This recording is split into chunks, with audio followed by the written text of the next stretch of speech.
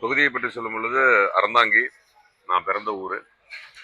பொதுவாகவே சினிமாவினுடைய என்னுடைய வளர்ச்சி என்பது நிறைய பேர் கேரக்டர் தான் சொல்லுவாங்க. எனக்கு கிடைச்ச வாய்ப்பெல்லாம் ரொம்ப அழகா இருக்க, உயரமா இருக்க அப்படின்லாம் எனக்கு வாய்ப்பு கிடைக்கல. என்னுடைய குணத்துக்கு தான் எனக்கு இந்த வாய்ப்பு கிடைச்சது. குணம்னு பார்த்தீங்கன்னாவே வீட்டில் வளர்ப்பு, அதற்கப்புறம் அந்த சமுதாயத்துக்கு எந்த சமுதாயத்துக்குள்ள வளர்றோங்கிறது. அந்த வகையில அறந்தாங்கிங்கிறது என்னை பொறுத்த வரைக்கும் எனக்கு அப்பா அம்மா ரெண்டுமே அறந்தாங்கி தான். ஏன்னா அது சொல்லிக் கொடுத்த பாடம் தான் இன்னைக்கு நான் இந்த இந்த உயரத்திற்கு வந்ததுங்கிறது.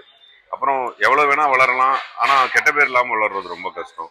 எனக்கு இந்த கெட்ட பேர் இல்லாம நல்ல பையன், ரொம்ப பண்பான பையன் ஒரு வார்த்தை சொல்லுவாங்க. அந்த பண்பு என்பது பொதுவாக அறந்தாங்கினுடைய குணம். அந்த குணம் தான் எனக்கு இன்னைக்கும் முன்னாடி நிற்குது. அதனால அறந்தாங்கி என்னைக்குமே கடமைப்பட்டு இருக்கிறேன்.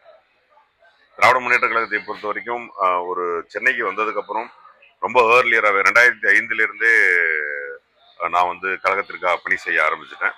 ஆனா நாங்கள் 14 வயதிலிருந்தே துண்டு நோட்டீஸ் திராவிட முன்னேற்ற கழகத்திற்கு ஓட்டு கேட்டு 14 வயதிலே